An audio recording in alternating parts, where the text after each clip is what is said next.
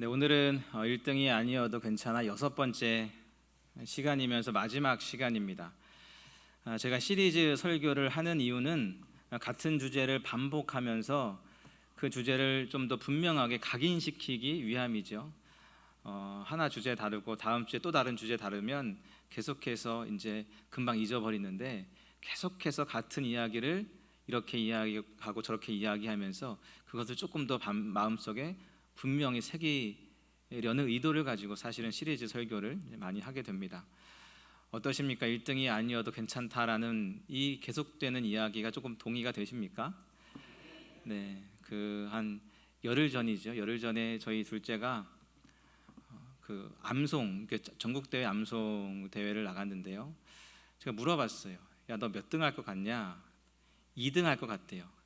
야, 너 이왕이면 1등 해야지 했더니, 아니, 아빠가 1등이 아니어도 괜찮다면서요. 네, 그런 의도로 말하는 것은 아니란 건 여러분들 잘 아시죠? 네, 등수가 우리의 행복을 결정하는 것처럼, 그래서 등수가 나의 인생의 가치를 판단하는 것처럼 여겨지는 세상 속에서, 그래서 등수가 올라가면 올라갈수록 더 행복해지고 등수가 올라가면 올라갈수록 더 잘 사는 것처럼 보여지는 세상 속에서 우리가 살아가고 있는데, 그게 아니라는 겁니다. 진정한 가치와 진정한 의미가 따로 있다라는 거죠. 그것을 우리는 여러 가지 사람들의 이야기를 통해서 지금까지 보아왔습니다. 가장 낮은 지위에 있었던 이 산파들이 사실은 이스라엘을 살리는 이스라엘의 영웅이 되었지 않습니까? 또 소외되었던 슬로보앗의 딸들이 이스라엘의 법과 분위기를 바꾸는 그런 일들을 해나가는 것을 보게 되었지요. 또 이방의 종이었던 하갈이 이 믿음의 조상 아브라함의 버금가는 하나님의 놀라운 축복을 받는 장면도 우리가 살펴보았습니다. 그리고 이방의 여왕이었던 그 이방 여왕이 한 나라에 복음을 가지고 들어와서 그 나라에 복음을 전파하는 그런 놀라운 일을 하는 것도 보았고, 또 한 남편의 그냥 평범한 아내였던 이 아비가일이 자신의 남편을 살리고 가정을 살리고 다윗을 살리는 놀라운 일들을 하게 된 것을 보게 되었지요. 그러니까 1등은 아니었지만 놀라운 일들을 행했던 그들의 이야기들을 여러분 마음속 깊이 기억하십시오. 우리가 우리의 자리에서 하나님을 경외한다면, 하나님을 의지하고 신뢰한다면, 하나님을 갈망하며 하나님 말씀에 순종하며 살아간다면, 우리도 우리가 있는 그 자리에서 놀라운 일들을 경험하게 될 줄로 믿습니다. 오늘은 바로 그 마지막 이야기로 이 비느하스에 대한 이야기를 한번 살펴보려고 합니다. 사실은 이 비느하스는 가문이 굉장히 뛰어난 가문입니다. 엘리트 가문이라고 할 수 있죠. 하지만 그가 그 가문에 속했기 때문에 쓰임받은 게 아니고요, 그가 쓰임받은 또 다른 이유가 있습니다. 그것을 한번 살펴보겠습니다. 이 이야기를 살펴보기 전에 이 이야기를 이해하기 위해서는 그 전에 일어났던 일들을 먼저 이해하는 것이 필요하겠습니다. 이스라엘이 애굽을 나왔습니다. 출애굽을 해서 이제 모압 땅에 도착을 합니다. 이들의 최종 목적지가 어디입니까? 가나안 땅이죠. 가나안 땅에 들어가기 위해서는 반드시 요단강을 건너야 돼요. 그리고 요단강을 건너기 위해서 도착한 땅이 바로 이 모압 땅이 되는 거예요. 그러니까 이스라엘이 이 가나안 땅 정복을 위한 최전방의 요새가 이 모압 땅이 되는 거죠. 그렇게 해서 모압 땅까지 이들이 왔는데, 이 모압의 왕이 긴장을 합니다. 그렇잖아요. 지금까지 수많은 나라들을 전쟁에서 이기고 승리한 강력한 이스라엘이 우리나라에 들어왔으니 이 모압의 이 발락 왕이 긴장을 하고 두려워할 수밖에 없는 거죠.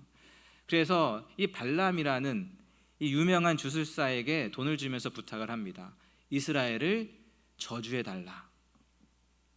그런데 하나님께서 그것을 막으셔서 결론적으로 보면 저주가 아닌 이스라엘을 축복하는 일이 일어나게 됩니다.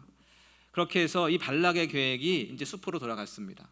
그래서 또 다른 방법을 생각해냈는데요, 그 방법이 무엇이냐? 이 모압의 종교 축제에 이스라엘 백성들을 초대하는 거예요. 한마디로 유아 정책을 펴는 거죠. 그리고 그 방법이 아주 적중했습니다. 그렇게 이스라엘 백성들이 모압의 이 종교 축제에 참석을 해서 모압의 여인들과 음행을 벌입니다. 이 음행은 단순한 음행이 아니라 종교적인 거예요. 그래서 이 모압의 신들에게 예배하고 모압의 신들에게 절하는 그런 일들이 결국에는 벌어지게 된 것이죠. 아니, 하나님이 위기의 순간에 이스라엘을 보호해 주셨는데, 그래서 저주를 축복으로 바꿔주셨는데 그것을 다 잊어버리고 우상을 섬기며 우상을 예배하고 있는 이스라엘의 모습이 이 모압 땅에서 일어나고 있는 거죠. 그래서 하나님이 진노하십니다. 그래서 그 땅에 재앙을 내리시죠. 전염병을 내리십니다. 그래서 전염병으로 사람들이 죽어나가고 있는 그런 상황입니다. 한마디로 초상집 같은 그런 분위기가 연출되는 가운데 바로 오늘의 사건이 벌어지게 되는데요. 우리 6절 말씀 보십시오. 6절 보시면 이스라엘 자손의 온 회중이 회막문에서 울 때에, 그러니까 이스라엘 백성들이 뭐 하고 있습니까? 울고 있어요. 울고 있습니다. 사람들이 죽어나가는 게 보이잖아요. 죄로 인해서 사람들이 막 죽어나가는 게 보이잖아요. 그러니까 두려움에 또 후회됨에 막 울고 있는 거죠. 계속해서 보시면 바로 그때에 어떤 일이 벌어지느냐, 이스라엘 자손 한 사람이 모세와 온 회중의 눈앞에 미디안의 한 여인을 데리고 옵니다. 그런 일이 벌어지는 거예요. 여러분 생각해 보십시오. 이 회막문 앞에서 이스라엘 백성들이 울고 있어요. 지금 우리 안에 벌어진 이 하나님의 재앙, 하나님의 심판을 경험하면서 두려움에 후회됨에 또 회개함으로 막 울고 있습니다. 그런데 그런 와중에 한 사람이 등장해요. 이 사람은 이 미디안 여인을 데리고 옵니다. 그리고 그녀와 음행을 저지르기 위해 장막으로 들어가는 거죠. 여러분, 이게 말이 되는 이야기입니까? 정말 너무나 파렴치해 보이지 않습니까? 지금 상황이 그런 상황이 아니잖아요. 죄로 인해서 하나님의 심판이 임했고 그 심판으로 인해서 전염병이 돌고 전염병으로 인해서 사람들이 죽어나가고 있는 그 와중에 죄를 짓겠다고, 음행을 저지르겠다고 한 여인을 데리고 장막에 들어간 겁니다. 이것이 굉장히 파렴치해 보이는 모습처럼 여겨지지만 사실 이 모습이 우리의 모습이기도 한 것이죠. 죄에 대한 심판을 눈으로 뻔히 보면서도 사람들은 죄를 멈추지 못합니다. 죽음이 눈앞에 있어요. 이 길을 끝에 죽음에 다다른다라는 사실을 뻔히 알면서도, 뻔히 보면서도 그 걸음을 멈추지 못하는 거예요. 우리는 본능적으로 죄로 향합니다. 우리는 아주 자연스럽게, 우리는 아주 습관적으로 죄로 발걸음을 이동하지요. 경고를 들어도 심판을 봐도 깨닫지 못하고 멈추지 않습니다. 여러분, 예를 한번 생각해 보십시오. 병원에서 끊임없이 하는 이야기가 이 담배가 해롭다라는 얘기 아닙니까?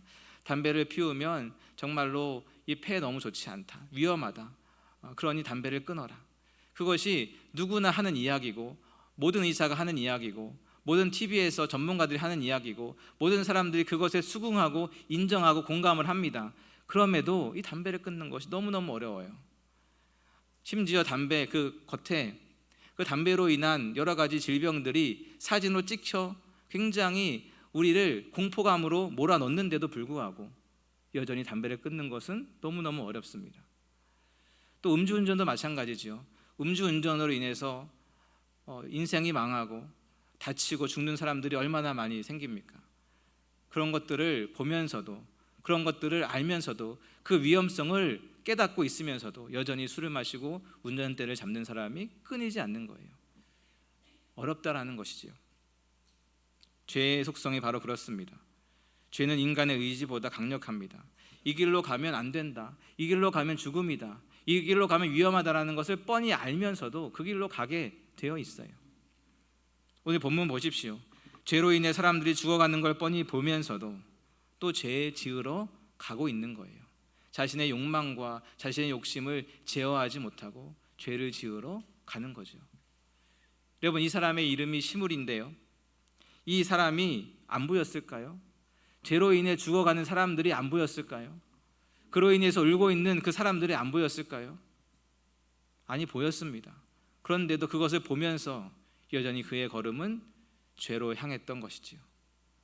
그러니까 여러분, 우리라고 그리 다르지 않습니다. 우리가 짓는 수많은 죄들을 생각해 보십시오. 내가 죄인지 몰라서 짓는 죄가 그 중에 얼마나 있습니까? 대부분은 죄인 걸 알면서 짓습니다. 이렇게 하면 안 되는 걸 알면서, 이렇게 하면 죄라는 걸 알면서, 이렇게 하면 하나님이 기뻐하지 않는다라는 것을 알면서, 이렇게 하면 말씀에 위배되는 것을 알면서 여전히 죄를 선택하고 죄의 길을 걸어가는 것이 저와 여러분들의 모습일 때가 많지 않습니까? 그러니까 알면서도 포기하지 못하는 거예요. 이것이 죄라는 것을 알면서도 내 욕심과 내 생각과 내 감정과 내 주장을 포기하지 못해서 여전히 죄를 선택하는 그 시무리가 우리 안에도 여전히 존재하는 것이지요. 우리 마음속에 바로 태연하게 죄를 짓는 시무리가 있습니다. 죄인 것을 뻔히 알면서도 죄의 길로 걸어가는 시무리가 우리 안에도 존재하지요. 바로 그렇게 시무리는 울고 있는 사람들 사이에서 걸어갑니다. 눈앞에 사람들이 죽어가고 죄로 인해 울음바다가 된 그곳을 통과해 지나가지요. 근데 바로 그때 오늘 이 비느하스가 등장합니다. 7절 말씀 보십시오. 제사장 아론의 손자 엘르아살의 아들 비느하스가 보고 회중 가운데에서 일어나 손에 창을 듭니다. 그리고 8절 말씀 보십시오. 그 이스라엘 남자를 따라 그의 막사에 들어가지요. 그리고 이스라엘 남자와 그 여인의 배를 꿰뚫어서 두 사람들을 죽입니다. 그러니 연병이 이스라엘 자손에게서 그치게 되었다. 이렇게 성경은 이야기하고 있습니다. 그리고 9절에 보시면 그 병으로 죽은 자가 몇 명입니까? 2만 4천 명이었더라. 비느하스가 들어가 창으로 그 남자와 여자를 죽입니다. 그리고 바로 그 순간 그 진영을 휩쓸고 있었던 그 전염병, 죽음의 재앙이 그쳐지게 되는 것을 보게 되죠. 여러분, 비느하스 덕분에 2만 4천 명으로 그칠 수 있었던 거예요. 만약에 비느하스가 그렇게 행동하지 않았더라면 2만 5천 명, 6천 명, 7천 명, 3만 명, 4만 명, 그렇게 이스라엘 백성들은 다 진멸하고 말았을 것입니다.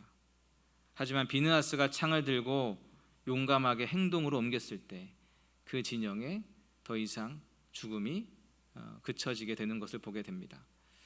여러분, 우리가 이 대목을 주목할 필요가 있습니다. 언제 하나님의 재앙이 그쳤느냐? 언제 죽음이 그쳤느냐? 언제입니까? 비느하스가 창으로 행동했을 때입니다.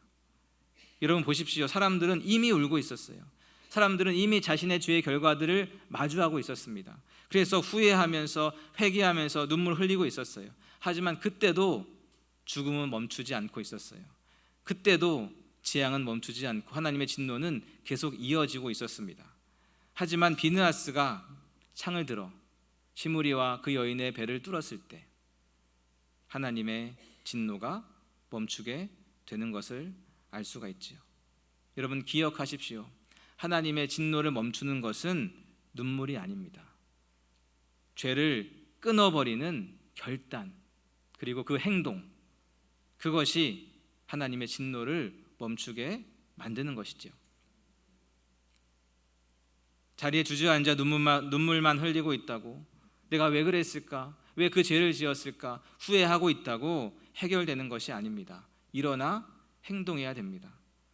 그래서 7절 보십시오. 제사장 아론의 손자 엘르아살의 아들 비느하스가 보고 회중 가운데에 뭐합니까?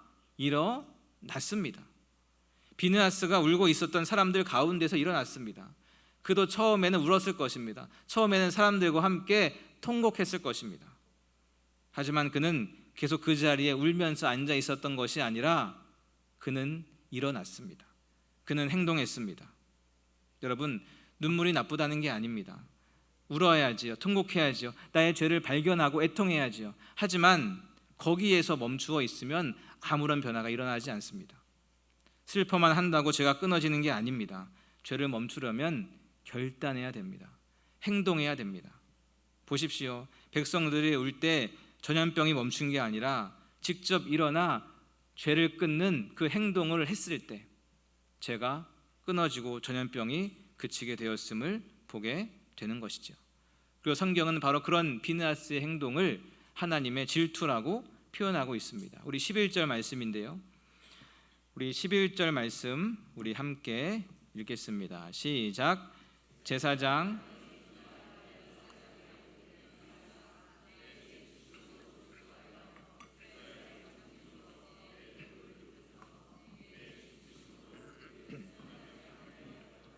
아멘. 바로 이것이 비느하스 행동에 대한 하나님의 평가입니다. 내 질투심으로 너가 질투했구나, 그거예요. 그러니까 하나님이 우리를 뭐 하십니까? 질투하세요. 하나님이 우리를 질투하시는데 그 하나님의 질투하시는 마음이 비느하스의 마음에 그대로 있었던 거예요. 여러분, 하나님은 질투하시는 하나님이라고 출애굽기에 나와 있습니다. 하나님은 질투하시는 분이세요. 왜 질투할까요? 질투하는 이유가 뭐겠습니까? 사랑하니까 질투하는 거죠. 여러분, 아내를 너무너무 사랑하면, 남편을 너무너무 사랑하면 뭐 하게 되어 있어요? 질투하게 되어 있습니다.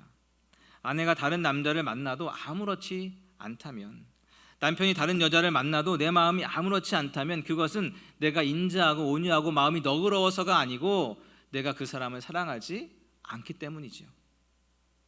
여러분, 사랑하면 독점하게 되어 있습니다. 사랑하면 빼앗기고 싶지 않아요. 사랑하는 그 사람이 나 말고 다른 사람 좋아한다? 그걸 어떻게 용납할 수 있겠습니까? 나 말고 다른 사람 쳐다본다? 그걸 어떻게 용납할 수 있겠어요? 그래서 질투는 사랑의 또 다른 이름이죠. 하나님이 지금 왜 이스라엘 백성들에게 이렇게 진노하고 있습니까? 하나님이 이스라엘 백성들을 뭐 하기 때문에요? 사랑하기 때문에요. 그래서 이스라엘 백성들도 하나님을 사랑해야 되는데 지금 하나님이 아니라 우상을 사랑하고 있기 때문이죠. 하나님을 바라봐야 되는데 하나님이 아니고 우상을 바라보기 때문입니다. 하나님을 의지해야 되는데 하나님이 아니고 모압의 신들을 의지하고 있기 때문에 그렇습니다. 그러니 하나님의 사랑과 하나님의 질투가 지금 폭발하고 있는 거죠. 그런데 하나님의 그 마음을 누가 알았습니까? 비느하스가 알았어요. 하나님의 강력한 그 질투, 사랑에 기인한 질투, 사랑에서 생기는 그 강력한 질투를 비느하스가 그대로 마음에 느꼈던 거죠. 사랑하는 여러분, 하나님의 마음을 느끼는 우리가 될 수 있길 축복합니다. 하나님이 좋아하시는 것이 무엇인지, 하나님이 기뻐하시는 것이 무엇인지, 하나님이 무엇 때문에 눈물을 흘리시는지 그 마음을 우리도 동일하게 경험할 수 있길 축복합니다. 그리고 그 마음으로 행동하는 사람으로 나아갈 수 있길 축복합니다. 비느하스는 단순히 하나님의 마음을 공감했을 뿐만 아니라 그 마음으로 행동으로 옮긴 것이죠. 예수님이 바로 그렇게 행동하시지 않았습니까? 하나님의 마음을 알았던 비느하스가 창을 들었던 것처럼 하나님의 마음을 아셨던 예수님께서 바로 이 땅에 구원자로 내려오십니다. 예수님이 하늘 위에서 그저 인간들을 바라보면서 불쌍히하거나 그저 그렇게 애통해하거나 울고만 계신 것이 아니라 직접 일어나 행동으로 옮기시죠. 그리고 비느하스가 창으로 찔러 모든 죄를 속죄했던 것처럼 예수님도 친히 창에 찔려서 우리의 모든 죄를 그렇게 속죄하셨습니다. 비느하스가 하나님의 질투로 행동했던 것처럼 예수님도 하나님의 질투로 십자가라는 행동을 하셨고 그렇게 우리 모든 사람들을 구원해 주신 것이지요. 그래서 13절은 이렇게 이야기합니다. 13절 보십시오.